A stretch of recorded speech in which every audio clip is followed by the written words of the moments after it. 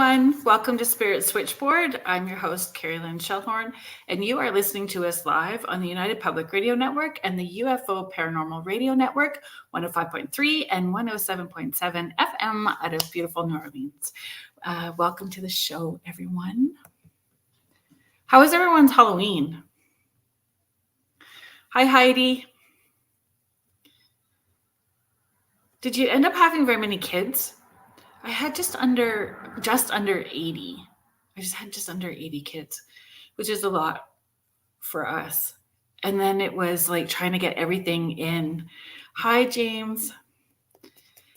Bring everything in off the porch, and then hopped on to Laura Lee Potvin and David Hansel's show last night, the thing at the foot of the bed, which was awesome. So our station manager and owner, our station manager, Michelle DeRoche, and our owner, Joe Montaldo, popped in as well too to say hello to everybody.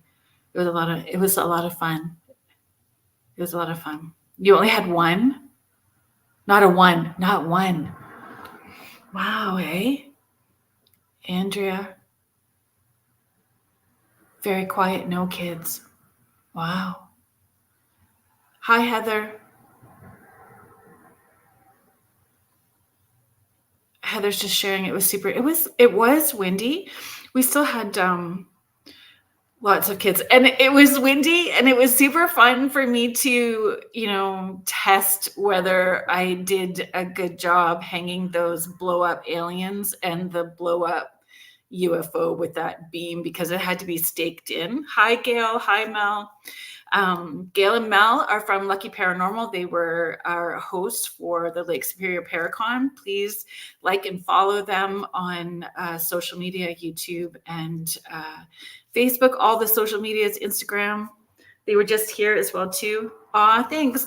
It was a lot of fun. And you know what? I dressed up in that cow costume, and it was like the ones with the fan inside, so it blows all up. And then when it was all blown up, I realized I couldn't move. I'm like waddling, and I couldn't lean over to hand candy out or anything. It was crazy. So I just kept, I would blow it up a little bit for a while and then take it down. But it was a lot of fun. And I live beside a corner store, so there was all kinds of traffic with me and that blow up cow. People were stopping. It was causing some backup. Hi, Michelle. That's what everyone said. Gail and Mel, did you guys went on an investigation last night? That would be kind of fun for Halloween. Maybe there will be a time when I choose to, like when I get to do that.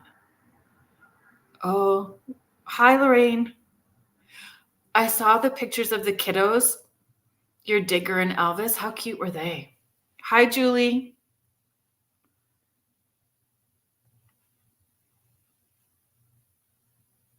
Hi, Michelle Plummer. Michelle, thank you for posting the picture of that hoodie. And I promise I'm going to get there. I'm going to get to all of that stuff. I feel like I know that Halloween is over, but I still have a full weekend this weekend with seances.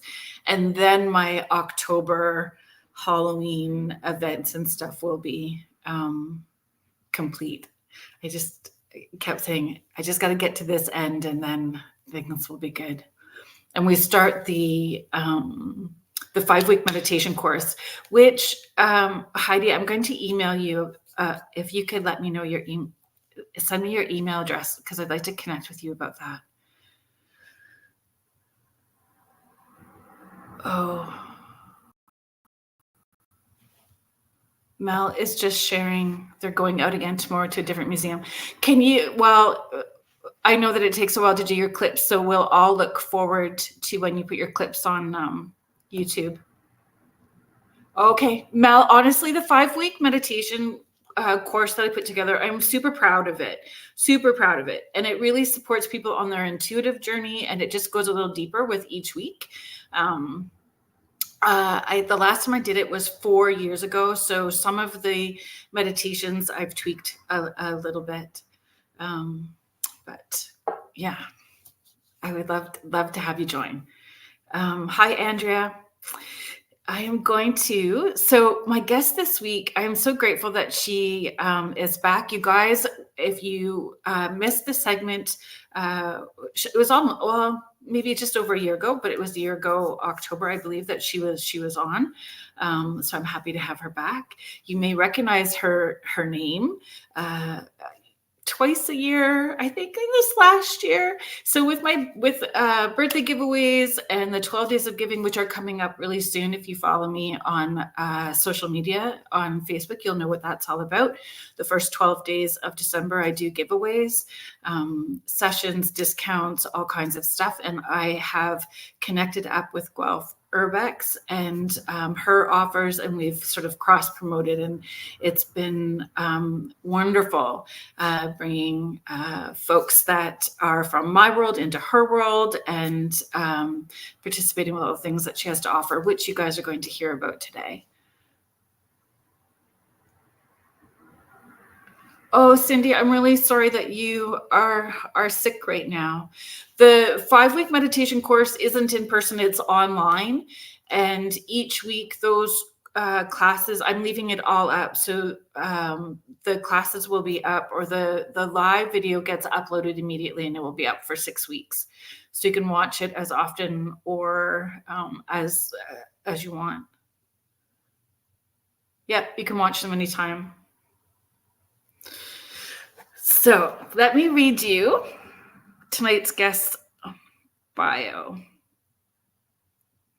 So Jac AKA Creepin J is the owner of Guelph Urbex Walking Tours. She has lived in Guelph, Ontario for over 20 years and has started Guelph Urbex in the fall of 2021, offering guided historical tours of the Guelph Correctional Centre Grounds.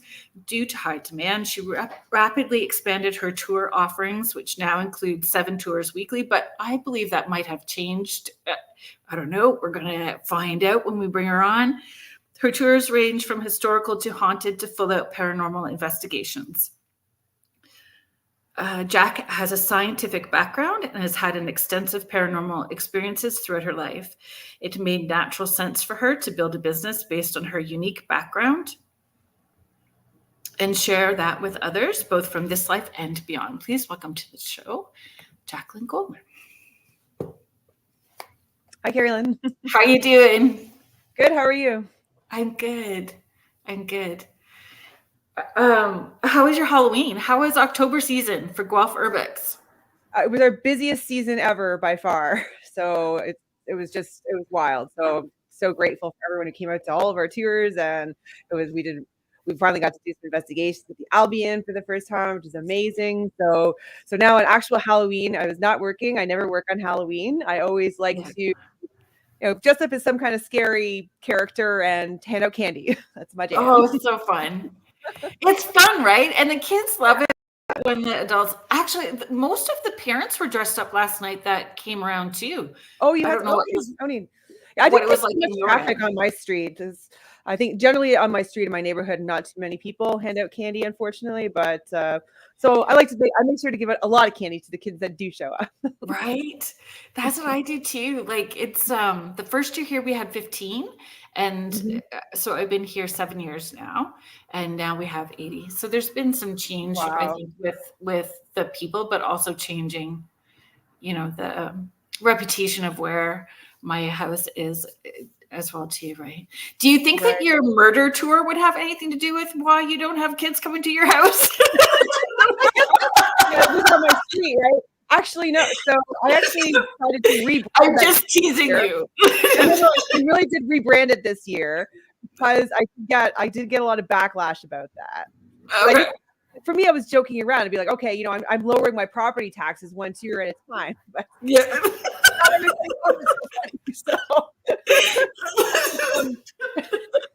So I decided this year to change it, rebrand it as a bootlegging history tour. So just to kind of have a little bit less murder and a little bit more history in it. So right.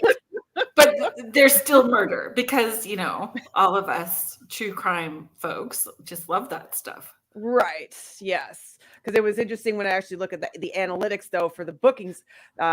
So many people were coming to my website using the keyword murder, and then that had the lowest booking rate. So I'm like, okay, something is something's off with this. So I think people are coming to my interesting. website for the wrong reasons. So That's pretty interesting. yeah. So That's interesting. so I decided to change it. Yeah. So now it's more historical based, and I have Bonnie Dirtnell, who's a local historian and author. She's written multiple books on bootlegging history in Guelph, Right. as well as books on haunted Guelph. So I thought it's better suited that she run that tour for me, and I stick away from the murder and true crime on my street. Yeah. So funny. So we did.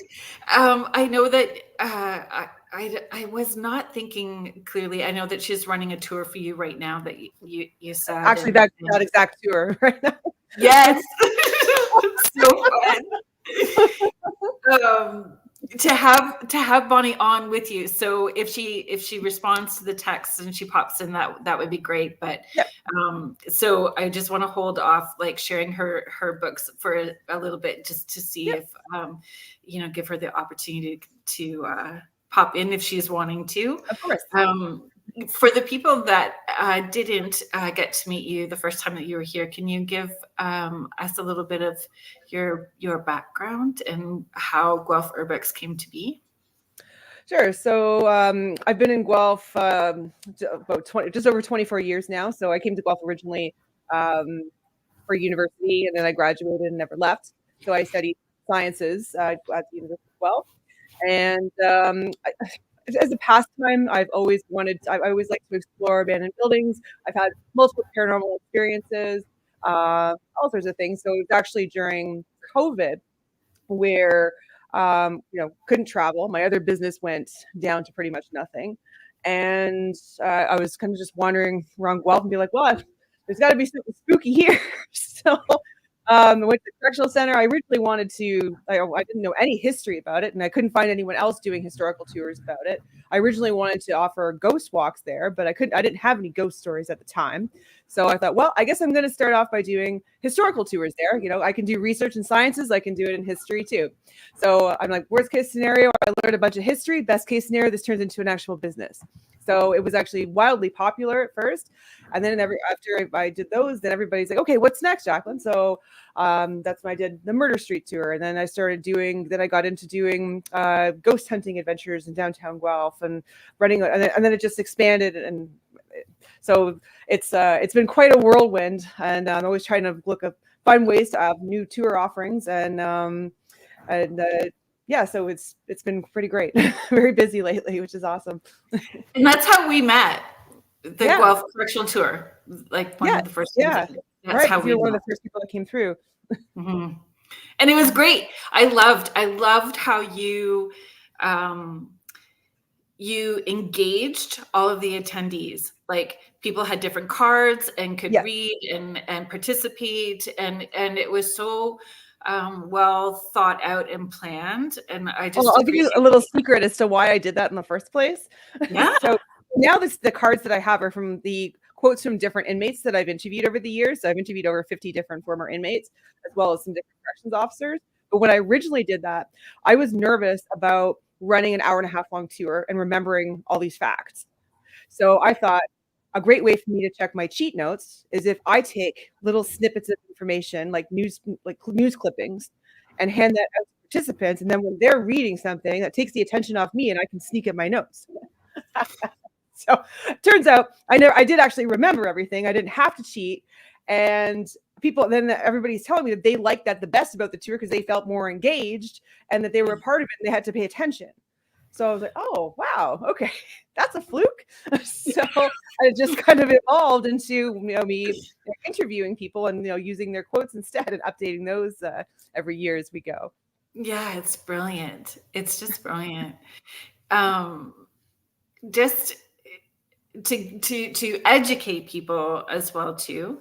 When we're talking about the walking tours, especially the correctional grounds, you have special permission to do that. Yes. Yeah. So I have special permission from Infrastructure Ontario, which is a division of the provincial government. So I have to have all this paperwork and approvals for every date and time that I'm there and running tours there.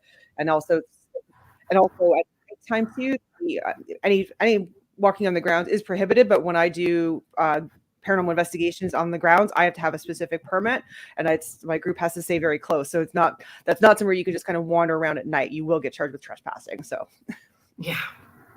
And you have all the insurance and you have all of those things. yes, It is all of that. So I have to be, so me and the province have to be on like co-insured. So I have to carry that paperwork with me at all times. And it actually has happened where, like, people do they want to break in there. And it has happened in one of my paranormal investigations there at nighttime where someone was actively breaking in. I'm like, okay, so my group has to stay with me. I have glow sticks of different colors on them. So it's like, okay, so if the police come, we're okay. Like, I need to know who's with me at all times.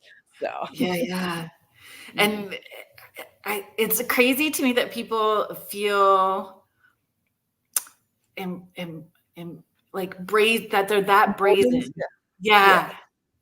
Well, because I think they figure it's just like, oh, it's abandoned. It's very quiet. There's no one around there. But it's not abandoned. No, because there's a security guard in there at all times, and there's cameras everywhere, and so. But people, crazy. Yeah, people do stupid things. They do. Can you share your first paranormal experience, personal experience, not from the tours, not from the offers? Your first paranormal experience, and maybe where interest or fear or both started. Okay, yeah, that was. I think it was probably one of my most significant experiences. So this is when I was 11 years old, and this is what I believe to be a guardian angel. So I mean, a lot of people think like, oh, people you see ghosts and ghost sending, it's all like evil spirits, and it's like, no, there's so much more out there. So with this, I was 11 years old. I was in bed, and all of a sudden, this thing, it was kind of the shape of a person, but it was way bigger than a person. That was at the base of my bed. And it was like white, like a very bright white. And it was just standing there. So and I was like, what is this? I'm hitting my head, pinching myself. I couldn't figure out what it was. And so I'm like, Mom, something in my room. And she's like, go to bed. So then it disappeared. So fast forward 3 months later, we were at my brother and I, so my brother was 8. Like I said, I was 11. And my mom, we were at my grandparents' house in Toronto. So we lived in Burlington. And at the time, so my parents were having some fighting. They were fighting, weren't getting along. And so whatever, we were staying over there. So in the middle of the night, this thing comes to me again. Only this time, it touches me on the top of the head. And it gives me a vision of everything that's going to happen the next day. And that vision was that we were going to get in a bad car accident and my little brother was going to die. So I was just like, okay, whoa, that's a lot. That's horrible. It's really morbid. Went back to sleep. Thought I'd brush it off as a nightmare. Then when I woke up, like every single second of every moment was deja vu and it wouldn't stop. Like most people have had some kind of deja vu. I presume you have too, Carolyn. But how do you process it at 11? It was like I was walking through, I had experienced all this before and I know it was going to happen. It was terrifying. So then I see my mom and she was just absolutely drunk. And so at that point I was like, okay, I begged my grandparents. I'm like, please let me and my brother stay. Don't make us go home with Mom. Something bad's going to happen. And they're like, no, child, you have to go back with your mother. Fast forward, her blood alcohol was 0.4 something, which is like almost death. Reverse a moment. So they should have known better. Anyhow, so at that point, I realized I had to go home with her. So it was my little brother's turn to sit in the front seat. So what I did was I knew that the middle seat in the back was the safest seat in the vehicle. So I said, okay, you know what? Next, you can have the next 20 car rides sitting out front. Just you sit back here with me this one time. So he agreed. So as soon as we start driving off, my mom drives over a curb, blows a tire. So a nice man puts on a dummy tire, and this was on the front driver's side of the vehicle. And I remember him saying, don't exceed 80 kilometers an hour. So we get on the highway. So again, going from Toronto to Burlington, and all I can see in the back seat is that speedometer going from 80, 90, 110, 130, 140. And I'm like, so then I start getting tears down my eyes because I'm like, it's going to happen. But I didn't want to create a scene. So my little brother's like, what's wrong, Jaclyn? And so I'm like, oh, I'm just worried about school tomorrow because I didn't want to create the problem. And then as soon as we get around, if anybody's familiar with driving on the QEW, when you're heading westbound, go around the Ford Drive, that big bend. So we go around the curve, and as that happened, go smash into the guardrail really, really fast. And then as that happens, because my mom was not wearing a seatbelt, she went flying across the vehicle to the passenger side where my little brother would have been sitting. Through the windshield, only the glasses at her throat. And then the car's rolling, and then I look in the rearview mirror and I see that the car's coming around the bend, don't see that we're stopped. So I grabbed my brother and we took us on the other side of the guardrail. And at that point, the car gets smashed, and my mom's heads through the windshield and just like, okay, mom's dead. And when, and somehow I remembered the phone number for my dad, because that was at the time, this was like 91, I think. So that's when they had like the big brick phones. So somebody had one of those in their car. Right. And so we went to the hospital, and I'll never forget, the police officer comes over to me later and he's like, we have to arrest your mother. And I'm like, arrest her? I thought she was dead. But so somehow she survived. And apparently it's because her blood alcohol was so bloody high. But anyhow, if my little brother would have been sitting in that front seat, he would have been dead. Like, no question. And it's kind of interesting, like, just to make light of this, somehow fast forward many years later, like, for any of you who have seen Terminator 2, like Linda Hamilton from Terminator 2, so she's got like the, like the big blonde mullet, and she's got like, the muscle tops and dresses in all black and stuff, and she's like a total babe. So that's what my mom looked like. And it's funny because then, like, fast forward in life, my little brother grew up to get 2 PhDs in mathematics, and he's a machine learnist. So I just think, like, it's like, oh, did some guardian angel like intervene so that one day you're going to save the world from the machines? Like, right? He's John Connor, That's funny. It's funny, not funny. And the well, survival just to make light of it, because it's a pretty heavy experience, for a kid to have. It's a super heavy experience that also has that it's not even paranormal, high strangeness, miracle at the same time, right? In all those different ways, like for you to be aware enough and mature enough because of your life experience at that time to make the choices that you did as well, right? Like there's a lot to it. Yes. I mean, I grew up Roman Catholic, but my mom and my aunt were always kind of like dabbling into witchcraft a little bit too, and so they were very open and spiritual. It was very open. Like my grandparents would ever know that, but they're I understand that. Do you find the more that you do the tours, that intuitive awareness has heightened or increased?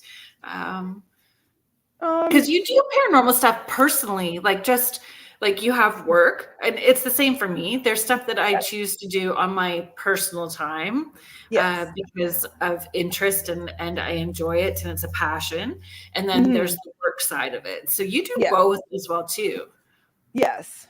I mean, I'm still just as skeptical. Oh, me too. I love here's the structure. So when I'm doing a session, here's the structure. You need to show me boom, boom, boom, boom, boom. So then I know for sure that you are who you say you are. Yeah, exactly. And then we're gonna roll. And I think that helps us. Exactly, Jen. Exactly. So, but I mean, I had experiences as a kid as well too. Then it kind of like, we needed to fit in, or I needed to fit in, and then it came out as an adult, and then just once I stepped into it, now it's just is what it is. I think like growing up though, my mom gave me a lot of like rules for messing around with supernatural stuff. Like sure, she let us do the Ouija board and that kind of thing. But if she like I'll never forget the one time like she got me trying to conjure my dead aunt on a dreidel. So did you really? I think I was around the same age, and I was like, "Oh, this is like some long lost aunt that I never met. Like she died when she was 17, and that's my middle name. I want to contact her." And then my mom said like that her and my other aunts came in the house and they felt something was like weird in the house, that there was some presence. They're like, "I'll be like, Jaclyn, what did you do?" And she's like, "You need to tell us to get out of here, and you throw that dreidel in the ravine." So clearly not knowing how to open and close properly at the time. I was just a kid. Like I was just goofing around. Like I didn't know what I was just like, oh look, I'm bored. Didn't have internet back then. Let me see if I can conjure my dead aunt. I don't know. I started watching horror movies when I was 3 years old. So I'm just I wasn't like in one to like play with dolls, or I didn't really have many friends. It was just so I don't know. I just kind of dabble in that kind of stuff. Funny how all of us weird kids unite as we get older, though. We all I love it. Gravitate and find each other that way. Absolutely. I was thinking, so I took we've done the haunted pub crawl. We've done the haunted pub crawl. Did the correctional tour. Then we did the correctional paranormal investigation. Yeah. And I was thinking, if we did the pub crawl again, could we bring the Ouija board with us? I did a spirit crawl. So just for you folks who aren't familiar with the concept, so I do a haunted pub crawl and a spirit crawl. So that's kind of like a pub crawl meets a ghost walk. So just the main difference being some of the locations that we stop in. Haunted pubs being we stop at pubs, whereas spirit crawl we stop at bars to have kind of fancier cocktails kind of thing. So same idea, different stories, different places. So I probably recommend starting with a spirit crawl. So maybe we'll do that for the 12 days of giving. Yeah, the spirit crawl might be a good one. We'll do the spirit crawl for the 12 days of giving. Just you guys are getting the inside track. I don't know what day it will be, but someday between the December 1st and December 12th. But yeah, I had a lady on the last one. She brought some divination rods. I'm like, why did I not think of doing this? And so we had a new stop at our first location, and so like the ghost that we thought was there turns out it was like somebody else, and so it was great. So I'm like, I'm going to do that from now on because that's easier to bring the wander around with a Ouija board, because the Ouija board freaks some people out. So I probably wouldn't. But divination rods, I think I like that.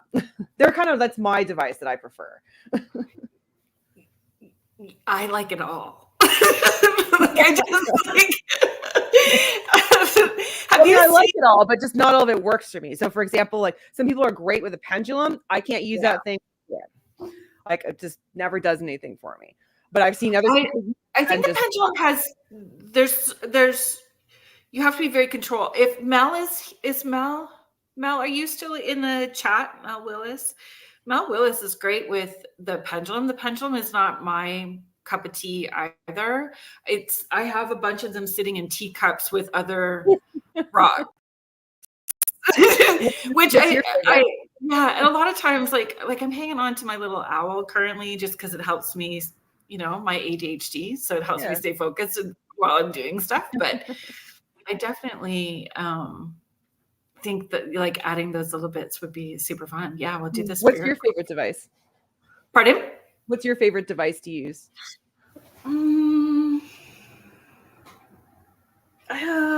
I think I don't really know if I have a particular favorite device that I would say, so I said this on a podcast where I was being interviewed, and I think they had never heard this before, so their reaction was kind of, so my favorite device to use is me. Yeah. Well, okay, that's kind of a no-brainer. I mean, you're a medium. So doing my thing. So I think for me, though, a tool that I like to have, or that I get a Spirit Chat, Ovulus, SB11, like any of those that are sort of validating at the same time as I'm getting stuff.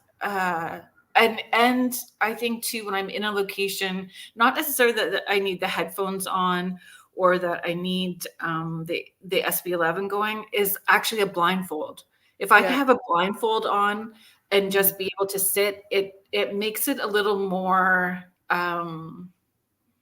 like night vision 3D for me in the space, and I see the spirits in a different way. Okay, wow. Neat. So then it helps me direct people and where to take the equipment differently. Yeah.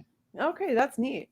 Yeah, so that's a unique skill you got. It makes it sound pretty racy when I say, like, you know, my favorite device is a blindfolded me. Like, it just feels kind of, you know.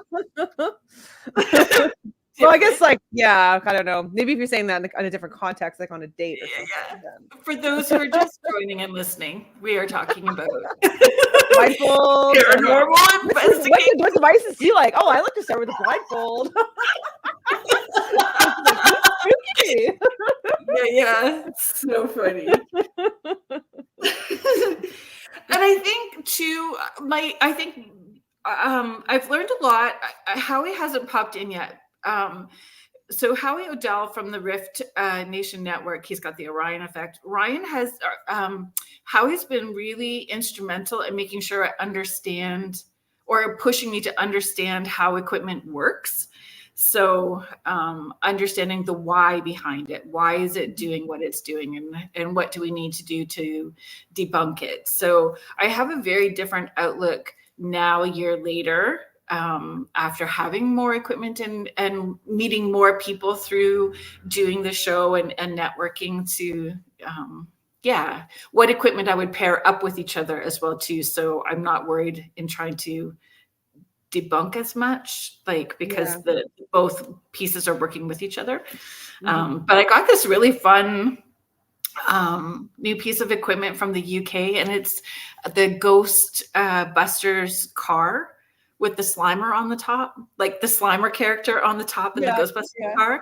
So it kind of runs like a REM pod, right? So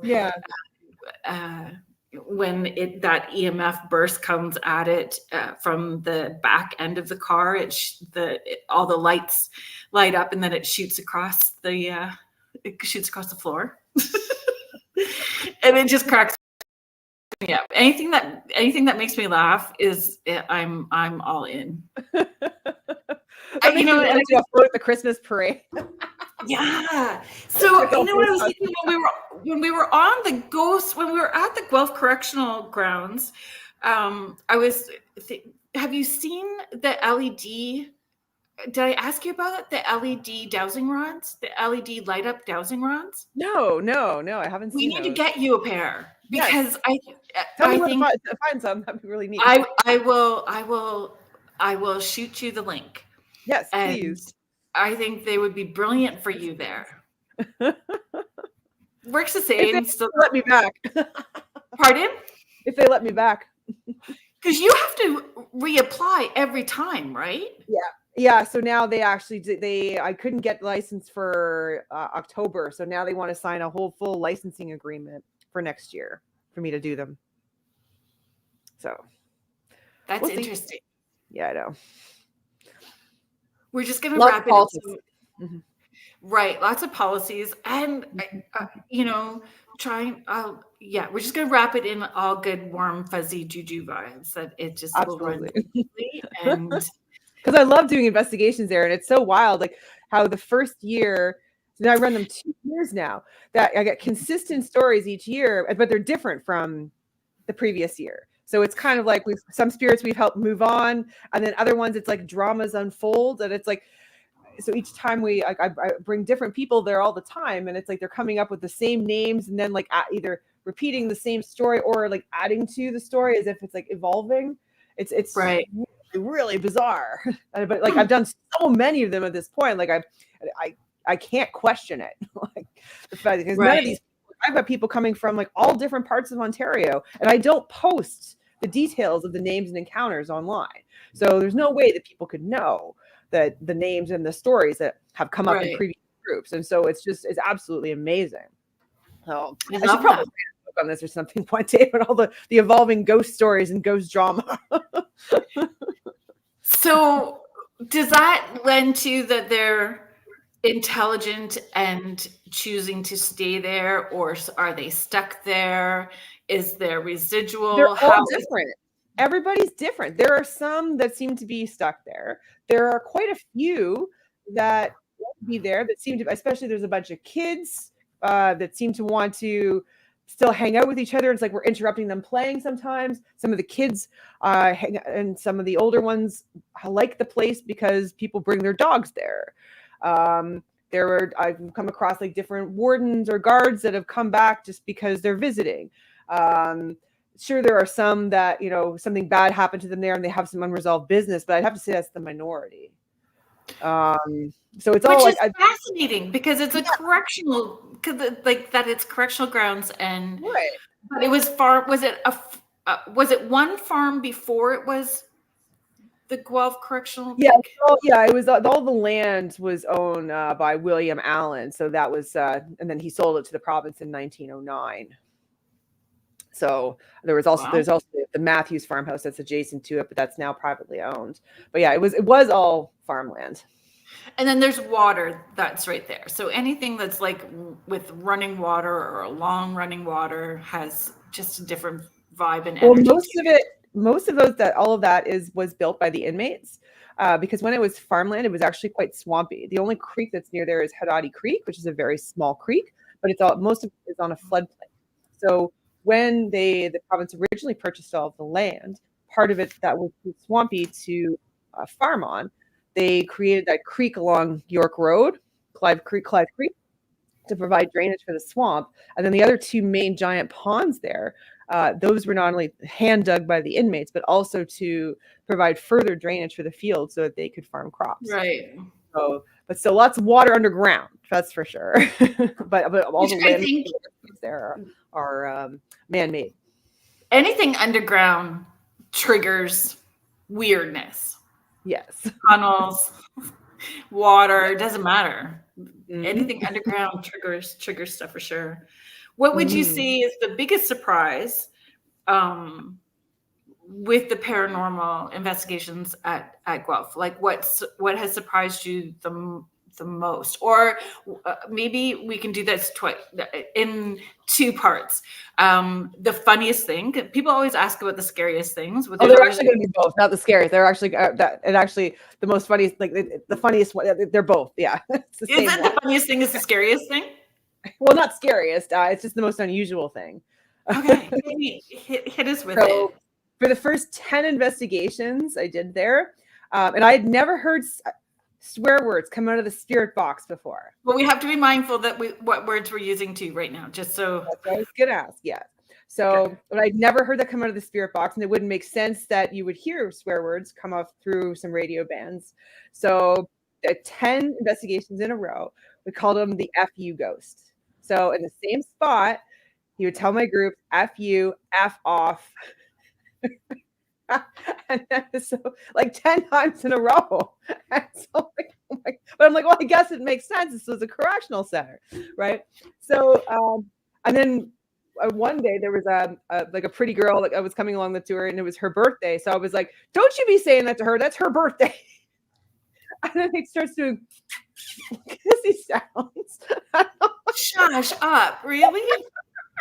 And then it didn't do it again. I mean, like occasionally in the same spot later, it started calling people the B word, but but when you're getting those, like that's for sure when you're making sure that they stay there. Yeah. Any of those kissy sounds, no, you're not saddling up and hitchhiking home with it. No. So, but yeah, I never said the F word again. But yeah, it was 10 times in a row with different groups. It's like, and everybody heard it. Wow, same spirit. That one's been there for years. Because even like the last group of people I was there with, there were some people kind of lagging back, and we're like, oh, okay, we're just going to kind of hang out here in this spot and wait for them. And then it just said really clearly on the spirit box, and it's like when they're coming along, it's like, who's that? Like, so it's just this like guy who's got a mouth. But I'd never come across that in any investigations. Cheryl is just asking, so those that seem angry in spirit, do you think they were angry in earth body? Not necessarily. Like maybe something bad happened to them that caused their death. Okay, so the question was, what's a spirit box? Yeah, I just wanted you to be able to finish Cheryl's question first. So I just wanted to address that, and then I'll bring up Andrea's question Okay. about the spirit box. But I mean, not necessarily. I think just maybe something bad could have happened to them, and they died, and then they didn't have a chance to, get revenge, or they didn't have a chance to, and there's so many stay behind their possibilities. loved ones, or I mean, we don't know, right? I mean, like We could just want to be like smoking their cigarette in spirit and not be bothered too, right? Like they yeah, just exactly. not wanting to engage. Exactly. So just think about how many things can like tick you off. Mhm. Like all sorts of reasons, right? So same thing It's with just ghosts. very Most layered. people once too. So Unless there was a common theme with your groups, like if it was a common theme that's a noticeable theme. Otherwise, he's just crotchety. I think he was that one was just he had a mouth on him. That's all. Or just like Interesting. try to talk to him, just like doesn't want to talk to somebody. So Yeah. I mean, I have other ones that like going through like we'll just be like, "Hey Jay" or "Hi Jay," because Well, that was something I wanted to ask you. When you're, I feel that there is benefits to going back and repeating and going and revisiting the same place over and over again. yeah, And yeah. so, what have you found with your personal experience? Are they remembering you, interacting with you? Has Grumpy Dude softened? Sometimes as grumpy dudes find, commonality, and then they stop being so crotchety. Yeah, no, like that. He's not grumpy anymore. I mean, just I mean, occasionally if there's like a big group, then that's like I said, then he might call someone the B word, but that's about it. In terms of the other ones, yeah, I do get a lot quite often, like that. They'll very commonly at the correctional center, they'll be like, "Hi Jay, hey Jay." It's like they remember me. So like it's like crystal clear kind of thing. So I think they recognize me, and so like because even like when I'm doing like the divination rods out there, I don't usually give the instructions all the time because I'm like, I've been here long enough. I think the ghosts know me by now. They should know how to answer. So, but yeah, especially when we get the same spirits. I mean, but then occasionally we have other days where people connect with different spirits that are new. So,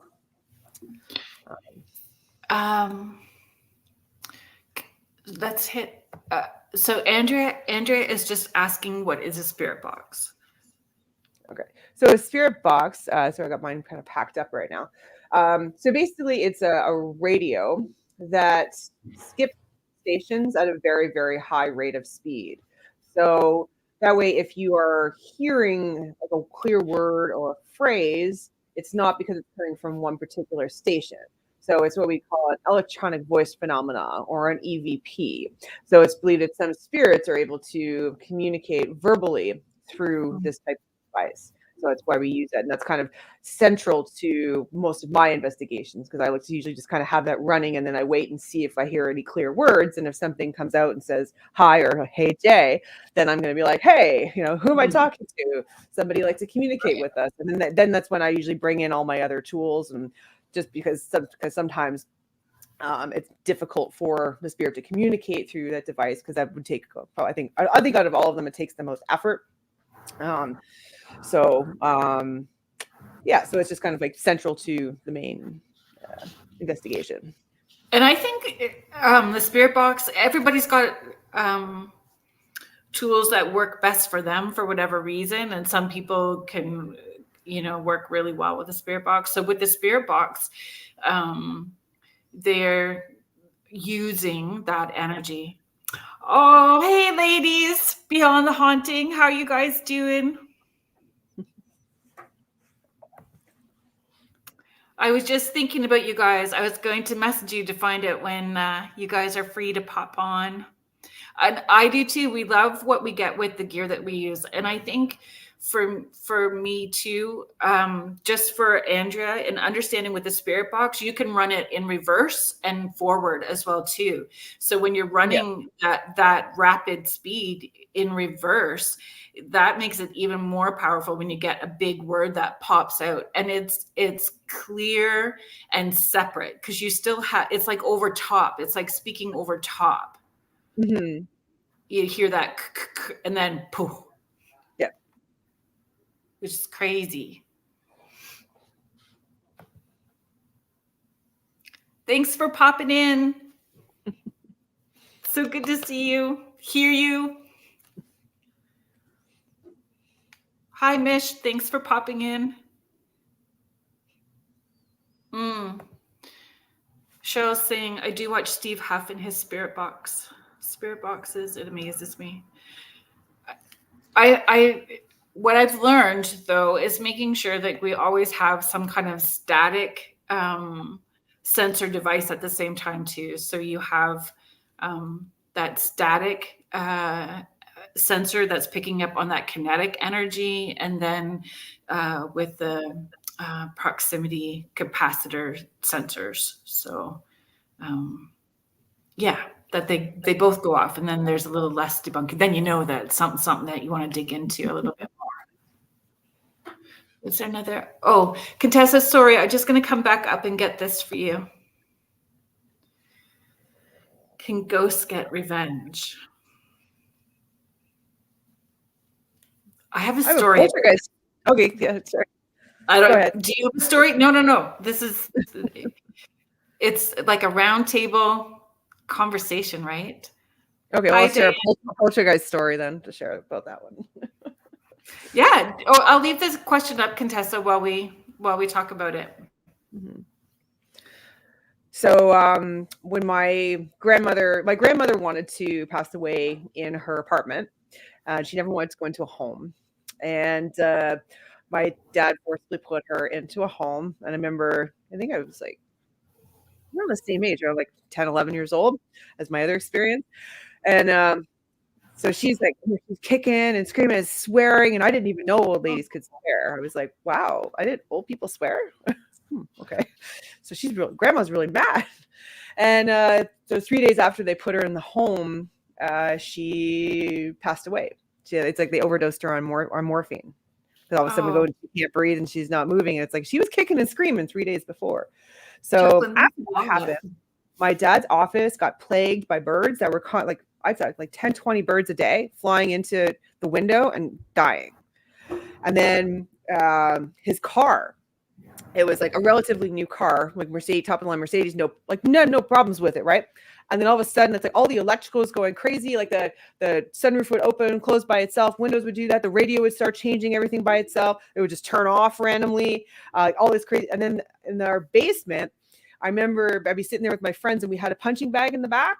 And all of a sudden, we hear the punching bag, and it was like one of those really heavy ones, like a heavy bag. And all of a sudden, it would just start swaying back and forth. And then we'd look, and it's like there's like a little person, either like a real like dark shadow little person, and I'm like, oh no, that's grandma. And so and like all my friends would see it, everybody would see it. And then so yeah. And we'd be sitting on the couch, and I feel like cold hands on my shoulders, and be like, oh, okay, all righty. And I would just like, that would happen quite often. And then my dad ended up moving out, and then and he sold his car, and then it stopped. So interesting. Yeah. I think there's layers to that question. Like the answer is very layered. Like, if it's a spirit that's crossed over, that spirit is doing their life review, and then also having to look at their healing and atonement. And sometimes energy can be felt intense when it's just, like the little kid in the back of the car. Are we there yet? Are we there yet? Are you paying attention to me? Are you paying attention? How about now? And it's that big and intense stuff. Yeah. So revenge is an interesting, if it's a spirit that is stuck, is it revenge? Is it needing help and support, and people aren't paying attention to it? Like sometimes that heavy isn't heavy in the way that you think it is. So there's all kinds of different ways to pull that question apart and look at it, for sure. And I've had ladies, in particular ladies, come through during sessions that were neurologically having things going on and having to make a transition to a different place against their will, and coming through after they've passed to say, I gave them a run for the money, and I'm really sorry, because that was really, asking for forgiveness as well too. But that's crazy that all of that stuff happened to your dad and then stopped once he moved out. But do you think that it was because she was wanting the last word? Yeah, I think so. She was mad. She was very mad. Interesting. So she spooked him real bad, I think, and made him move.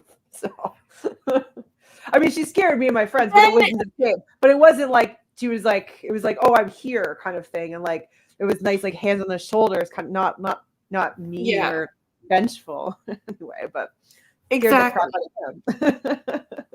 And I mean, I've not had an experience where I've seen a vengeful, stuck spirit. I've had spirits that have been intense.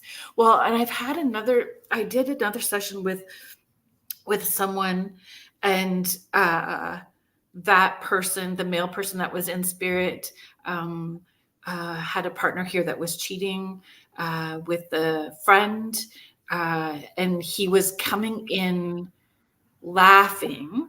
It completely crossed over, but he was like making light of, like, every once in a while I make noises on the steps because dude's in my house, in my truck with my dog and my former wife. So every once in a while I'll make a noise on the steps. And it was not angry or vengeful, or it was more like hee hee. Yeah. It's being like a little trickster. Mm-hmm. Yeah. Yeah, exactly. Cheryl, not heavy, but wanting help to move on, maybe. Mish. They took my dad out in a nursing home. I feel he's okay now. However, I struggle with it. I'm really sorry. And I see that a lot with sessions as well too. And I think the biggest part to focus on is knowing that they've done their healing on the other side as well too. It's hard when not everybody's on the same page when they're making decisions.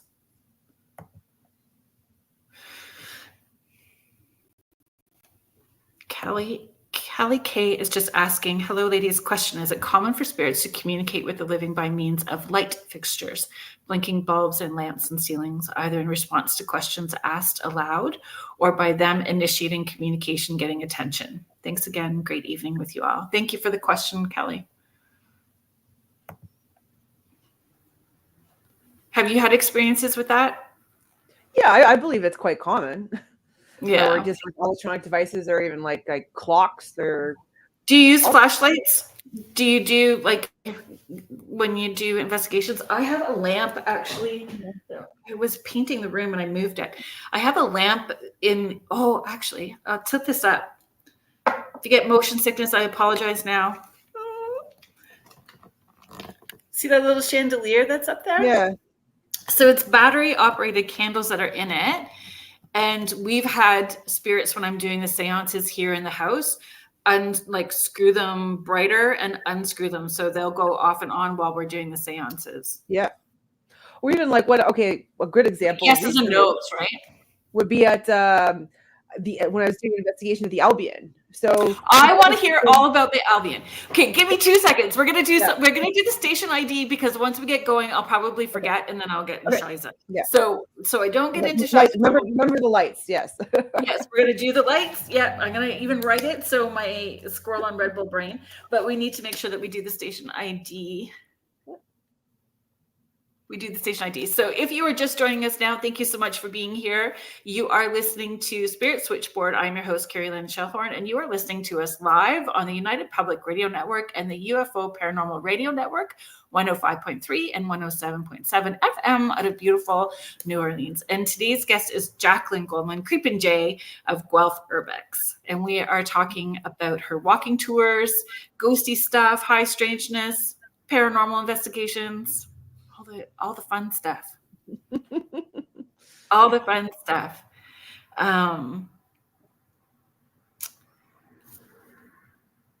Shakey's 26, Goddess 21. Oh my gosh, that is a handle and a half, and I am here for it. I did a few weeks ago, was quite interesting. So I'm assuming that you're talking about the lights, right?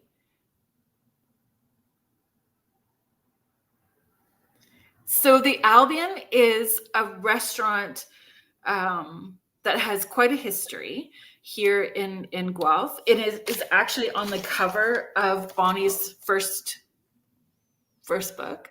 So maybe after the lights, we can talk about Bonnie and her books as well too. And I don't know how much you want to share about the history of the Albion, because it is part of your walks and tours that you give. But if you could give a little bit for the people that will not be able to make it to Guelph to participate. But could you share a bit about how you've... Yeah, so in a nutshell, Albion's new this year for you. Yes, because this is actually the first time anybody has done investigations in the building, period. So it's very exciting. It is rumored to be the most haunted building in all of Guelph. Everyone says it. Yeah, everybody's like, you think about anything, if you say anything haunted Guelph, it's like the Albion. So not only is it rumored to be the most like haunted building in Guelph, but it's also rumored to have been frequented by Al Capone. So like during, so I don't want to get into recorded, or is it recorded anywhere that it was Al Capone was there? It's just a folklore story that may have had some fire and spread. Well, okay, where it very likely came from is the fact that so during the kind of the like Prohibition era, so Joe Veroni, who ran all the bootlegging in Guelph, he was known as the Godfather of Ontario. He worked with an associate, Rocco Perry, who was based out of Hamilton, who was known as the Al Capone of Ontario. Because not only did he do like ran bootlegging liquor, but he also like was a spitting image for the original Al Capone. So it was Joe Veroni's territory back then. So it's not possible that, you know, because even like Rocco Perry did frequent Guelph, and he did frequent the Albion. That was more like he was meeting Veroni because him and Veroni came over here from Italy together. So they'd known each other for a long time. So they were kind of working associates, but that was not his territory. It was Joe Veroni's territory. So the rumor, as the rumor has it, is that there's that he had a mistress here at the Albion who thought that he was never going to come back to visit her, and that she committed suicide, and that it's her spirit that haunts the building. However, factually, there are a number of reasons why that may be incorrect. So there are multiple different theories running around about who the actual haunting is, because there have been either reported to be as one or two ladies in white haunting the building. So it could be her. Another theory that I and Bonnie share is that it was the ghost of Mary Thompson, who and her husband owned the Albion from the early 1920s until he passed away in the 1960s, and she continued to live there until she died in 1971. So that's kind of my going theory. The new owner believes that it's another spirit by the name of Elizabeth. So by doing these investigations, we're trying to find out who the white lady or white ladies are. Right. And in it potentially could be both, like, or none of the above, or not. Yeah, because it's so layered. The use of the building, how many people have been through it, the land that's attached to it. Like, are there tunnels under the Albion? You're gonna have to do my investigation to find out. Okay. You do get access to the basement, and you can look for those tunnels all you want. So I don't know if it's Korean, that one, because otherwise it's not open to the public. Kelly, I don't know which ladies from Beyond the Haunting were watching, listening. If you're still listening, there's more tunnels. I think you guys need to come to Guelph. I'm not making a claim. I'm just saying you have to discover yourself and decide if there are or there are not. There's tunnels in Guelph. Yeah. We know that there's tunnels in Guelph. There's tunnels. Absolutely, yes. There's tunnels under the correctional center as well. There's various tunnels downtown. There's tunnels underneath the University of Guelph. So tunnels are... Oh, yes, that too. Yes. Yes. So But okay, the back lights to you've the had, you lights. said the lights were going off at the So Alvin? this was one investigation. I think it was my third. So the second the women's washroom on the second floor is supposed to be haunted. So something about Guelph. It's like the women's always like the women's washroom second floor, very original. So but these ladies were like, I hear all this commotion in the bathroom. Like, what's going on in here? Like, what's happening, ladies? So apparently, when they were asking if there was any spirit there, it would actually flip the white light switch off. Love it. And it happened like 5 times. I'm like, what's going on in here? And then Yes. later on in the night, so almost at the end, like when I was getting everybody together to do a debrief, and bringing everybody upstairs to hand in their equipment. And then, so the ladies that were handing in the spirit box said that someone came through the spirit box and says like open the curtains. Good morning. And then it turned the lights off. All the lights off on the second floor. And so I'm like, how do you put them back on? So I'm like yelling at the manager, and I'm going through the light panel. I'm like, is there a fuse that went off? No, something actually turned the dimmers on all of the lights off. Oh, that's fun. Dimmers, you had to like manually dim them back all the way up, and it's like, and this was in a closed panel. So Love it. I have no idea how that happened, but it was clearly like somebody's like, why do you have the lights on? So, and this was interesting because my investigation was at night. So it's like, that brings me to the question is like, is it day? Like, do spirits know if it's day or nighttime? Because I mean, this spirit clearly thought that it was the morning and like turned off the lights and said open the curtains. But could that be residual stuff at the same? Yeah, right. So because everybody thinks like, oh, you do ghost stuff at night and this and that, and it's like, but are they? Is it residual or is it? Like, I don't know. It makes me ask a lot of questions. And I think with any of the paranormal stuff, that's all we're always going to have. Exactly. Is more questions, right? Because it's a rabbit hole, and I don't think that we get to know everything. And never will. No. But the lights are fun, and having an electrician kid, a kid that is an electrician, checking all your stuff first, right? Making the left brain stuff. But then after that, and asking those questions, can you do that again? And then moving from that, if you get tired of using the lights as yes and no, can you come use this stuff more? Yeah, exactly. I think if it's an intelligent haunting, the reaction that they get from us when they do the lights, I'd be laughing on the other side if I was a spirit. Look at them. Let's do this more. Of course we're going to.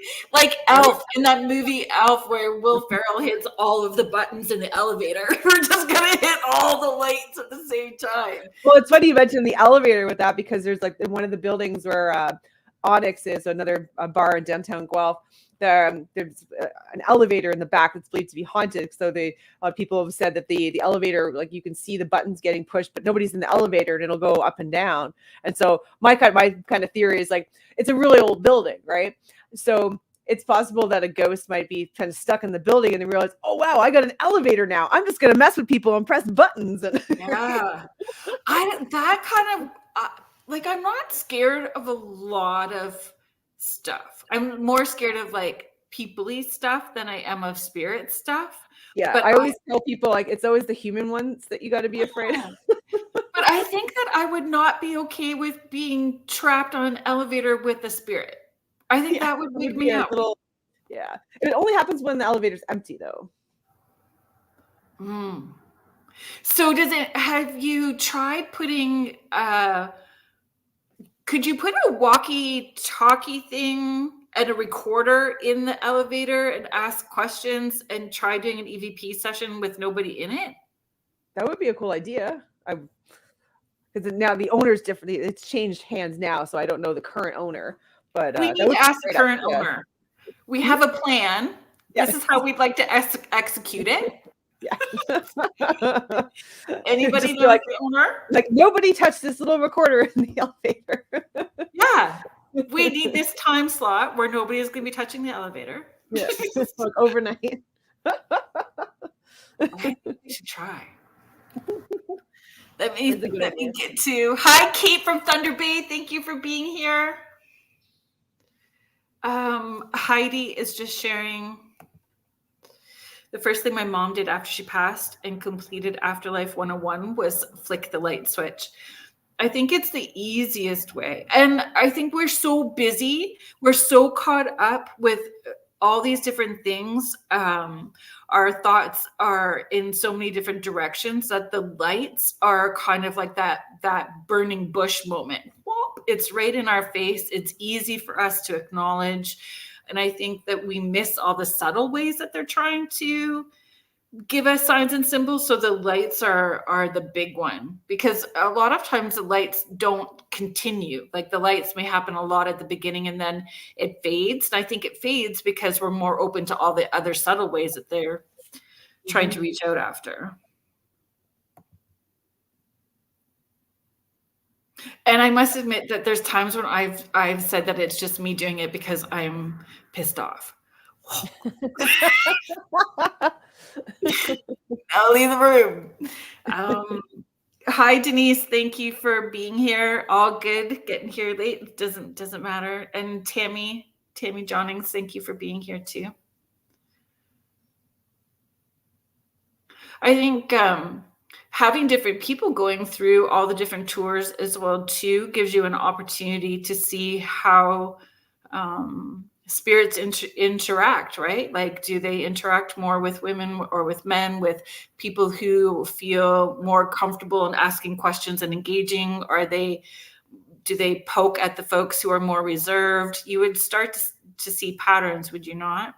Oh yeah, absolutely. Because it's interesting when you get people with different degrees of skepticism as well. My favorite is when like you have like the guys that, you know, women who bring their guys around and then voluntold. I believe in that stuff, and then they're like, "Yeah, I like this." Voluntold is the word I use. Yeah. Yeah, I don't know. I think like, yeah, definitely for sure. Like at the correctional center, there was some spirits that like particularly, I find, I guess being the correctional center, like they targeting specific types of ladies. Like, really? And they're like, oh, there's a lot more chatter when there's like a pretty girl. And there was one lady who was their perception of a pretty girl. Yeah. So it's just like this seems to be more chatty. And like there was but then there's also kind of like some like a stereotype. So there's like one kind of like, I'd say like mean spirit that hangs around a particular area that seems to target very petite blonde women that like makes them feel like they're choking or can't breathe. So that's very distinct, and that kind of like fell into some kind of narrative and communicating with other spirits on the in the area that it was possible that it was a guard that used to abuse some nurses that were there. So like in that case, that's very specific body type and gender. But yeah, I don't know. I think that the tone kind of changes too when it's mostly women versus more men. They just seem chattier. That would help you set up how you're going to run if somebody shows up and they are that, 4'11", curvy, petite, pretty blonde. You kind of know. Yeah, I usually I'll just say like, right? I will usually at that point, because normally I don't like to give people any sort of background, like any, because I don't want to bias people to have any sort of experience, like to bias them in any way when they're going on an investigation. But in that case, just because I had some kind of people feel really uncomfortable and like really bad in that spot, I do caution them and say, okay, there may be a negative paranormal issue that could happen to you, and I'm just going to caution you right now. So if you want to hang back, I might recommend that. And so that's kind of how I pose it. Usually people are just like, "Oh no, I want to." I'm like, "No, I'm dead serious." Yeah, I'd kind of exercise caution if I were you, sort of thing. So because it has been an unsettling experience for some people. So yeah.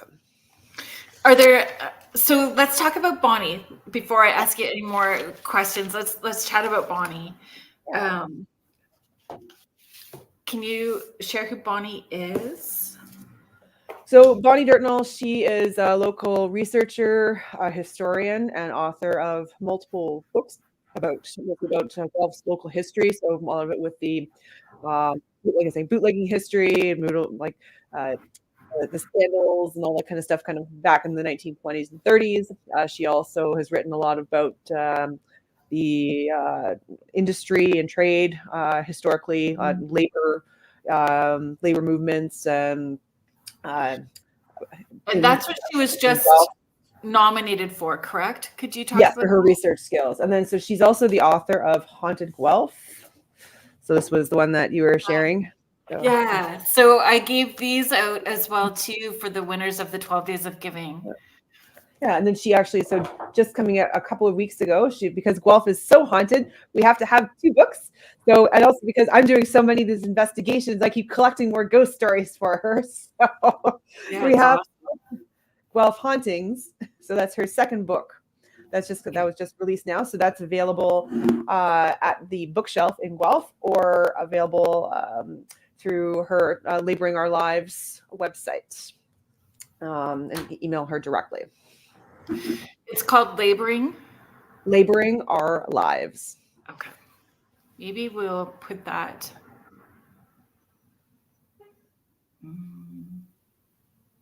If we stick in the chat, it goes everywhere. Maybe we'll just do that anyway.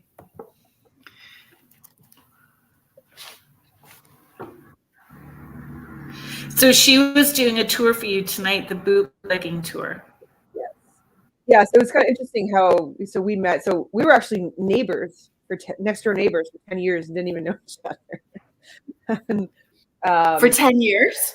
Yeah. And it wasn't until so when I was developing my Murder Street tour, I had bought her books from my other neighbor. And I used that as a historical basis for my Murder Street tour. And then I found out she had just published another book, and then that she was going to be working on a Haunted Guelph book. And then that's when we started talking, because like her husband's like, hey, you guys should actually start talking and meet. I think you have a lot in common. And then that's just, then, yeah, we're good friends now. So, and so I decided that, just because she's retired now as well. So just, so she writes and researches part-time. And then so that she likes walking and doing historical stuff. So I brought her on as one of my tour guides to do a couple tours for me. Literally, I'm trying to find it so I could type it in properly, but my ADHD brain's going all sideways. Like, I wanted to stick the link in for people. OUR, like laboring, OUR? Yeah. ING? I don't know. Like the Canadian way. Canadians spell everything different here. Mm-hmm. But she was nominated for an award for her research in Toronto. It's saying that, yeah, from the Ontario Architectural Society. Pardon? Oh, hold on. It says site can't be reached, so we're just gonna have to find it. I will post it on social media. I'll add a link, and we'll get. Do you see it? Oh, because so it's laboringallourlives.ca. Oh, okay. Yeah, so LABOURINGALLOURLIVES.ca. Okay. They're so, and she's such a great researcher. Mm-hmm. Yeah, she's very skilled at what she does. And a great storyteller too. So I've not had that pleasure yet. So I would like to do the bootlegging tour for sure. But in my head, the whole time I will say that it's the murder. Well, lately for the paranormal investigations, because I also ran a special event this October that I helped I got a city grant for, gallivanting with ghosts in Guelph. So that way I involved. So it's not just me doing talking. So I took people to different places downtown and have them, experience the storytelling or acting from the different tour guides in town. So Jay from J Walking Guelph, Greg from the Ghost Walking Guelph, and then Bonnie telling her stories in the Albion. So now when I'm running the paranormal investigations at the Albion, so Bonnie accompanies me and she tells a little bit of the historical background before we conduct an investigation there. And I loved that. I loved, and your promo pictures and stuff for those tours were so great. They were just awesome. Everything about it was so great. It was lots Do of you fun. find like you do so much research as well too. You're very mindful of what you're putting into it. The paranormal community can not some people can't play nice in sandbox. It doesn't matter what we do, right? Or how hard you try. So you hear the word para-unity. Is it the same with walking tours or the ghost tours? Are people very careful with theirs, or is there a community and networking? Hey, we've got this going on, or these stories. Is there a community, or is it very separate? Like you mean like amongst You're the other? stepping in a big pile of poo that you don't want to go down. You can no comment, and we'll slide on into something else. It's all good. No, because it actually has a nice happy ending, because I was actually able to accomplish what I wanted in the first place, because I come from the pharmaceutical industry, and that's fierce. So business development, like, it's you got to be pretty clever and you got to be really tough. So when I started off, I had no experience running a tour company before, completely new to me. So when I went out there, I wanted to make sure, number one, I wasn't going to compete with anybody. I wasn't going to offer the same tours. Greg does his ghost walk. I'm not doing that. I'm doing something different. I'm going to do investigations or haunted pub crawl. That's different. I'm doing historical tours, the correctional center. No one's doing them. I wanted to make sure that was different from how Jay does his tours, from jaywalking. I also made sure not to offer tours at the same time as anybody else. But still, I got a lot of people trying to shut me down when I first started. And I just told them all, I'm like, I'm not going nowhere. I mean, like, one day we're all going to be working together. Okay. Because in my experience, it's like a lot of people, like even coming from pharmaceuticals, they'll tell you, don't ever talk to your competition. Don't do that. But I find that's the best thing to do. You need to work together. So finally this year, when I got this grant from Gathering in Guelph, that was to bring everybody together. We finally all played nice in our own little sandbox, and everybody's happy. And then that way I used that grant money I didn't have to, but to share it, to hire them to be a part of all of this. And that way we're all unified in our front, and just basically providing all sorts of different experiences in Guelph. Yeah. So. It was excellent. I loved it. I loved it. And I feel if more of us are able to mirror that, hopefully it just keeps rippling out that it can be positive, and we can learn from each other and have our own unique niche and still support one another. It doesn't have to be a competition like that. Absolutely. Jen, hi Jen. Do you want to do the bootlegging tour? We can. Hi Wojo. So Wojo, Bigfoot Banter with Richie B. Please like, follow, subscribe, right, Wojo? Buy the merch. They were out investigating tonight. Heidi is just sharing a Green My Experience farm company don't play nice. And I love it. They just got out of the woods.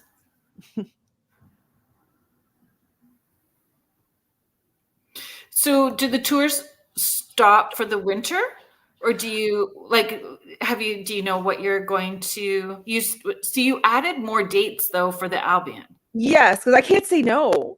So I want to make it a regular thing. They're not totally fully open to the public yet. So as long as they're going to keep giving me dates, I want to keep running investigations.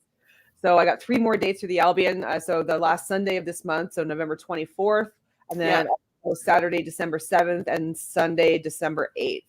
So those I just opened those up yesterday. So so if anybody kind of missed out and they're going to be in Guelph and wanted to do that, sign up and get your tickets. So there's that one. And then also what I'm going to do normally I don't do tours over the winter, but I think I'm going to offer a new tour up until Christmas called Scrooged. And it's going to be walk around Guelph, and it's going to be discovering the ghosts of Guelph's past, present, and future.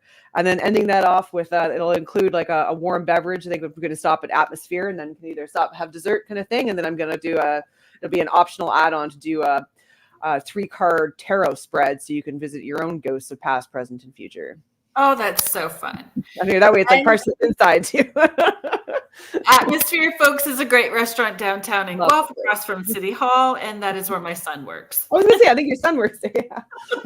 Yeah. So there is actually, if you guys want the inside scoop, I was supposed to post it today. Sean, who is the head chef there, messaged, and the tickets are now available for the next Dining with the Dead event, which is November. I don't know. It's the last Sunday of November, 24th to 27th. I can't remember what day it is, but the tickets are now available. That's exciting. I did your last one there. That was amazing. Thank you. It's a lot of fun to do it in that venue. It's a neat venue, the way that it's laid out, and it's part of your.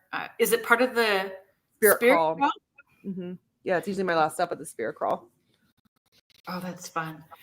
Yeah. I think that we should do that as well too. Gav loves it when all that stuff comes into their work. Mm-hmm. Loves it. Are there any places that are on your radar? For both personal. Yes. Actually, where I'm going to go tonight, I'm going to give some kiddos some introductory to ghost hunting tools at 8:30 at Tytler Public School as part of, I think, it's Pumpkin Promenade. Oh, yeah. So I wonder, like, I know the Guelph Library had me talk about like being able to connect with people that are crossed over and intuition and all that kind of stuff at the Guelph Library, like, I don't know, 8 years ago or something. So I try to hook up with the library. Sure. Yeah. Because I think next year I want to focus on like education, because I want to work into getting the Tytler Public School, because everybody in the ward, like that's a neighborhood in Guelph, believes that school is haunted. So I'm actually meeting I've with heard lots of stories about it. I know. So I'm looking forward to making that happen, hopefully for the new year. And the library would fit in good well as well.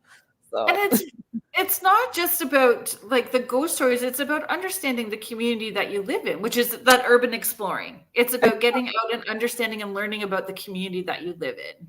Exactly. There's always ghost stories and discerning, helping them learn the discernment between what's folklore, what's a story that started off, and how can you debunk it, lean into it, find facts to, how can you research, even if Bonnie was part of that talk, and how she can help them understand how to research and find your own answers to things too, right? So fun. Well, now it's a little harder because like with all the AI algorithms, it kind of wow. There's that too. Hi, Richie. We just did a shout out for you. Actually, Heidi's here too. She was doing your woot woot for banter. Bigfoot banter, or banter with Richie B. They've got their new merch out right now too. So what do they do? Because I don't know. So Richie has this amazing property where they are having interactions with Sasquatch. So they are on Parastream.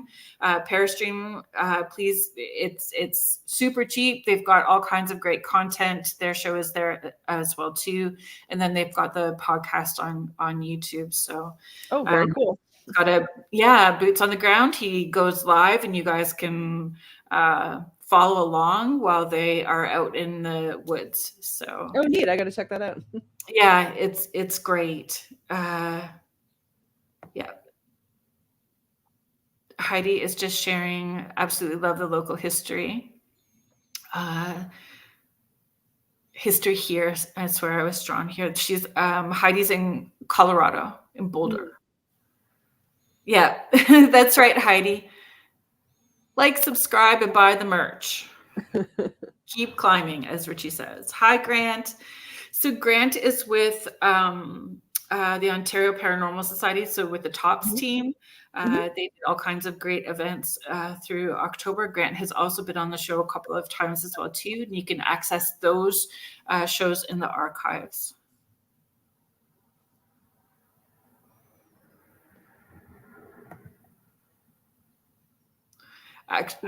Actually, Grant, you know what?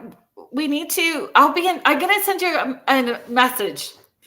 We're going to see if we can get any of those dates with the Albion. We'll get Grant in on it with us as well too.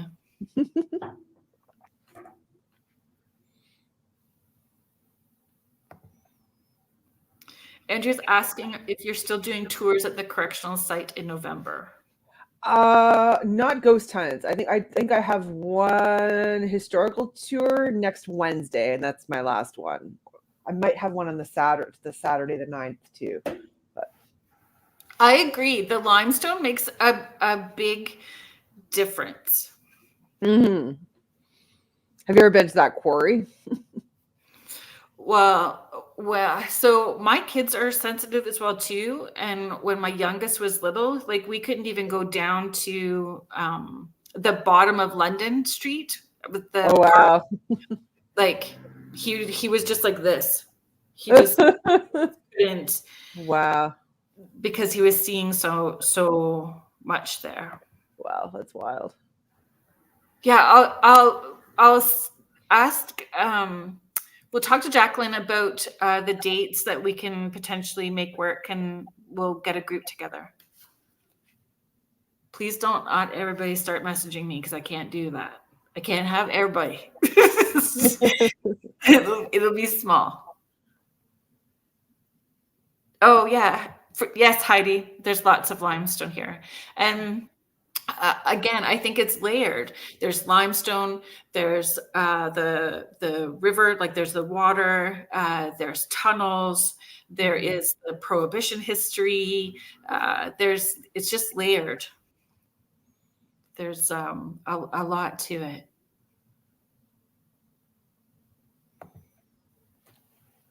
We're just rolling. I had all these talking points to make sure, but we always do such a great job rolling through without it. But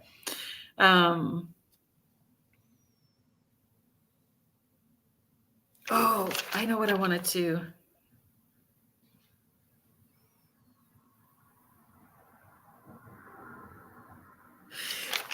I think one of the things I wanted to talk about with all of those tours was the high intention, low attachment and expectations, like not having an expectation that spirits are going to flick the lights, or not having an expectations that spirit is going to necessarily, shoot out the F-bomb at you on the spirit box, right? Like it's, but the personal experiences, like everybody, I think when we did our investigation with you, everyone had a personal experience. And so personal experiences count. And that's really in the end, what we're all hoping for is a personal experience when we're going out on these excursions, right? Mm-hmm. So can you talk maybe about some of the personal experiences that maybe you've had or that people have felt comfortable to share with you, like the touching or hair pulling, or like even the vibes that they're picking up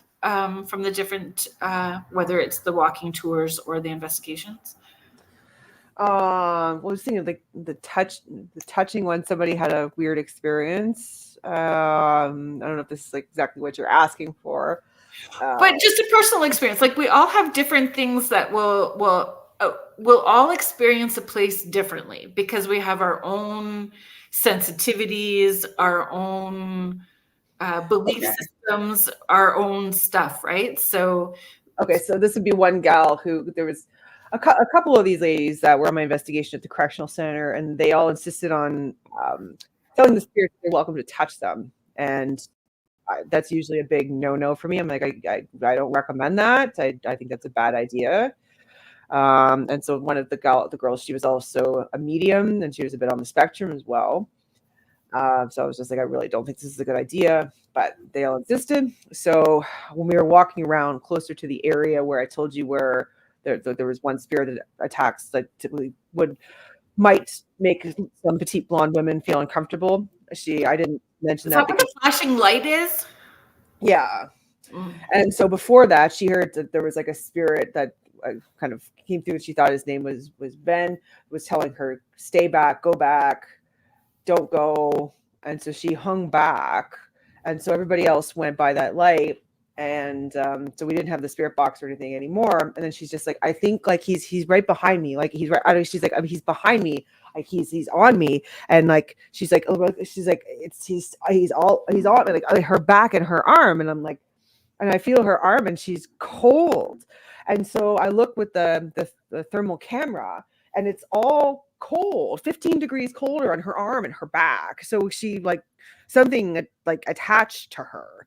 And so I'm just like, okay, you need to tell this to go away. Like he's not protecting you. Like just, okay, like this, you have to be firm. Like tell him to stop touching you. And she's like freaking out. And I'm like, okay, I haven't seen this before. This is different. But she invited it. Right.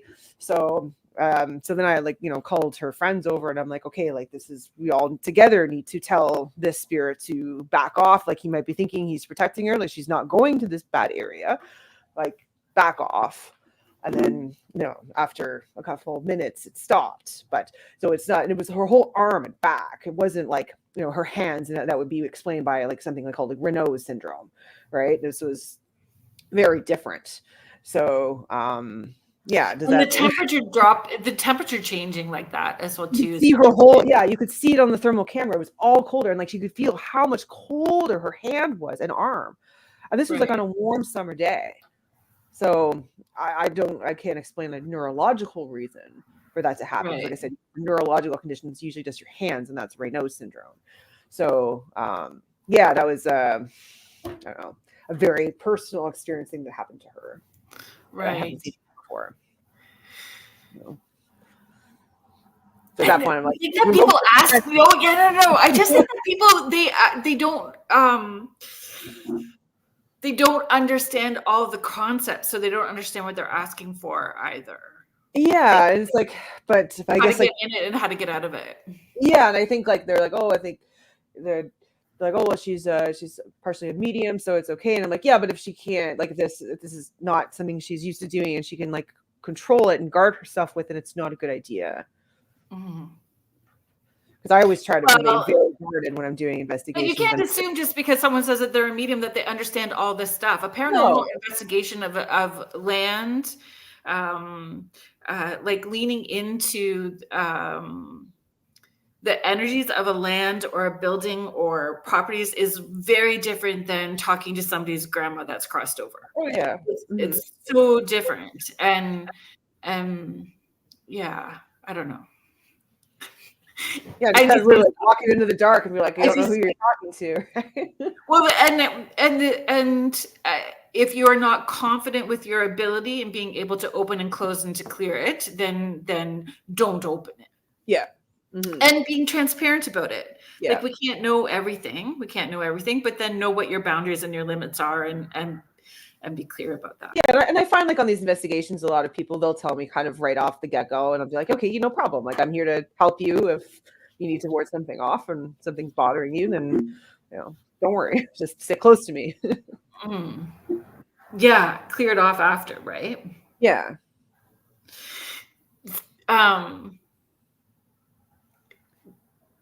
Downtime. It's so funny. My downtime still includes all the paranormal stuff. October is almost done, like the Halloween spooky season. Everyone calls it the spooky season. I still have this weekend. I still have a whole bunch of stuff to do, but once these seances are done this weekend, then like my spooky season is officially done. But then we move into like holiday season. You're doing your Scrooge. Like I think that Halloween or that Christmas actually has more ghost stories and stuff attached to it. Yeah, it does, right? For sure. Like it's just, I find Halloween is the peak, and then it just kind of keeps going until after like the new year, and then it sort of slows down. So I find January, February, even though I need to be doing it now, but January, February is kind of more the planning for maybe where I wanted to do investigations through the summer, and that kind of stuff. So do you start planning ahead of time if you're wanting? How did the new events come in? Is it just like an aha moment? Oh, I think. Oh, like the Scrooge ones? Yeah. Well, it's something I've been thinking about doing the past couple of years when I'm like, oh, I don't like walking on the ice or snow. And it's like, well, with this global warming, it seems to be pretty warm out. And last Christmas, I was wearing a T-shirt. So, I mean, why not? Because I mean, I love doing tours. I think I have a lot of fun doing them. So, and it's, it's exercise as well. So, you know what? I'm finally gonna actually put it together this year and make it a real thing. And if it's bad weather, then I just don't do it. So, okay, one of the things I wondered, do I still have it up? Ugh. I don't. When we were talking about the haunted bathroom, I have a guest coming on. I believe her name is Erin Taylor. If I have mucked that up, I apologize deeply. And her book is called Unfinished Business, and it's about haunted bathrooms. Well, she should come to Guelph, because that's pretty much every haunting story. So I was thinking about that when I was kind of scrolling through the Guelph Urbex site on Facebook today or yesterday, because there's like haunted parking lot, haunted, all these like haunted places. There's like haunted everything, but the haunted bathroom is like, yeah. Well, it's only women's washrooms, so we'd have to. Right. So I might pick your brain for a couple of stories to chat with her about when she comes on, because there's one at Old Angel's Inn too, or Old Angel Inn in Niagara on the Lake. Yeah, that apparently is haunted as well too. Oh, really? Okay. Yeah. I only had an experience there when I was a kid, and it wasn't in the bathroom. I think I was in one of the rooms on the top floor, and something kept turning the door handle. This was before the renovations, and it would open the door, and there was nobody in the hallway. And I was like, "Fuck!" It's like, nope, nobody's there. But it would like clearly turn like the old school like glass knobs. Yeah. The last time I stayed there, I didn't have any kind of experience. We had my youngest son and I had an experience at the cemetery that's kind of like around the corner down the street. Too. I swore there was like some like shadow figure following in the middle of the day. Oh yeah. And at nighttime too. I had both times. Yeah. And my phone, same thing. Like the cell phone was shutting off and on and flicking, and it was like going crazy. We had a compass. It was just like going stupid. It wasn't like doing anything. So like the compass and the cell phone were going crazy. We tried doing an EVP burst, but it just sounded kind of crackly. It just sounded crackly. Like it wasn't doing spirit. It was doing stuff. Like it was Niagara on the Lake is pretty crazy as well too. But we have always especially my youngest, he's super sensitive, and he's the one that works at Atmosphere downtown. He's always been extra sensitive and seeing spirits in those places downtown, in that downtown core, especially like the it's a Goldie Mill. It's called Golden Mill Park downtown at the end of London Street, like especially there. You should check out the Albion. How long was it closed? Was it closed for 2 years? A bit longer, because I think they bought it a couple of months before COVID. Decided to rip it up, do some renovations, and then they just opened up the second floor this past summer. Do you think all of the renovations stirred up activity? Did they give any reports of like while they were doing renovations, equipment? Yeah, the owner said he had quite a few experiences, and there was also an incident where I guess like the police thought that someone had broken in, and they had saw something through the windows, and then when they went through, then there was nobody there. I have not seen anything there. Bonnie actually saw an apparition of an older man in the mirror. I don't know. I think like at first, I find like when I do investigations for the first time, it's usually the first one's usually kind of quiet, because I think it's like, oh, they're probably like, oh, wait a minute, like what is this? People are actually trying to communicate with us, and they don't really get it yet. And then I think the more I do, then it's like, oh, look, okay, it's people are here doing things, and I agree. And then they start getting more, and like they start saying some of the same things, because even like it was really neat. So the first, like I'm not going to do too many spoilers, but when I had somebody using the Estes method each time, and people who started off by doing that, because I always ask people to record the notes. So just for, the I know Andrea, and sorry to interrupt you. Andrea asked what the spirit box was, so she may not understand what the Estes method is. Can you explain what the Estes method is? And then, no, we're good. I just want to make sure that everyone understands what we're chatting about. Okay. Yeah, so the Estes method is, so you're still using the spirit box, but you would have the spirit box plugged into noise canceling headphones. And so that one person's only listening to what's coming from the spirit box. And then that person is also, well, while they're seated, blindfolded. So while this person, that job is just to be a reporter. So all their job is to be listening what's coming through the spirit box and reporting any words that are being said or transpired. So then you have other people in the room. This could be however many people asking questions. Right. The person who is listening to the spirit box is only listening to the spirit box. So they're not listening to the questions being asked. They're not reading anybody's lips or who's asking the questions. So that way they're not going to have any sort of bias when they're looking, so that they're looking for words per se. They're just directly reporting what they hear. And then, so I always ask that when this is happening, that somebody's also writing down, transcribing the words that are recorded from the spirit box, because I like to compare notes later. So in this particular case in the Albion, it was kind of funny. So 2 nights in a row, it kept saying, it was like, Jac, quiet, music now. Because I think it's because when I started talking, I turned the music off and it was just calling me Jac, and it maybe wanted the music back on.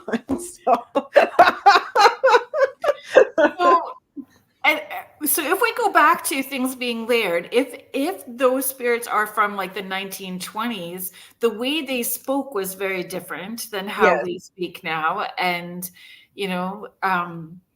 understanding how to phrase the questions and to, how you approach, or explaining what the equipment is, because they would have, like, if I was to bring like the ghost Buster's car with the Slimer on top, like they would have no freaking clue what to do with that. Yeah. So usually when I give my instructions, I kind of mention, or like, for example, the spirit box, right? You have listeners that don't know what the spirit box is, right? So usually I say, if we're doing the investigation, you're trying to tell a spirit to communicate through this thing, not to call it the spirit box, because most people don't even know that it's called that, just to say to speak to the radio, because many of the spirits might at least know what a radio is. They try to, if I catch somebody using words like cool or rad or whatever, or some whatever slang people are using today, they're probably not going to understand what that means. And then also too, if we're going back even further, and this could be indigenous people that were here, they're not going to understand a word we're saying, right? So just to be cognizant too, that there could be, or animals present as well, because there are animal spirits. So there's probably only like a fine demographic that will actually understand and be able to communicate with us. You're welcome, Andrea. Welcome. Just being mindful of our time. Where can people keep track of your offers, what you have going, what's available, get tickets to participate? Where can they reach you? So the best place is on our website, just to subscribe. So all the tour details are on our website. That's where you can purchase their tickets as well. Typically, if we launch a new tour or any sort of promotional deal, we only send that out through our email list first, and we give our subscribers usually a day heads up, post it on our socials. But you could also find us on Facebook under Guelph Urbex, or on Instagram as well. Same thing, Guelph Urbex, and Twitter or X or whatever that is now, but I don't really treat that very regularly. But definitely the best place to is our website. That's guelphurbex.com. Right. And you do have a few pictures that are up. 555 Colorado time, 53:53. That's interesting, Heidi. That's awesome. Gotta love synchronicity in numbers that way. The Scrooged, so people need to watch for the Scrooged walking tour that you've got going on. You do have some Albion dates that are available right now. Hi, James. You know what? You made a comment about earlier and I missed it. I am so sorry I didn't flag it. James is our friend from Washington. Another great show, ladies. Thank you so much. Okay. Next week, I have Morgan Knudsen from my haunted hometown. So we're going to talk about a number of things that she's got going on, because I think I don't know if her new book is out now or it's coming out at the end of this month, but she has another new book coming out as well too, which will be super exciting. Very cool. Yeah, thank you so much. This flew by. I know, right? Love it. I love it. Love it. Again. So please, I know that I didn't get the newsletter out today, but I promise it's going out tomorrow. And watch your socials, because the 12 days of giving will be coming up, and I'll be chatting with Jaclyn to figure out what we're going to cross promote with, or what the best, things that we can cross promote with. Spirit Crawl probably will be a great one to do. So thank you so much, everybody.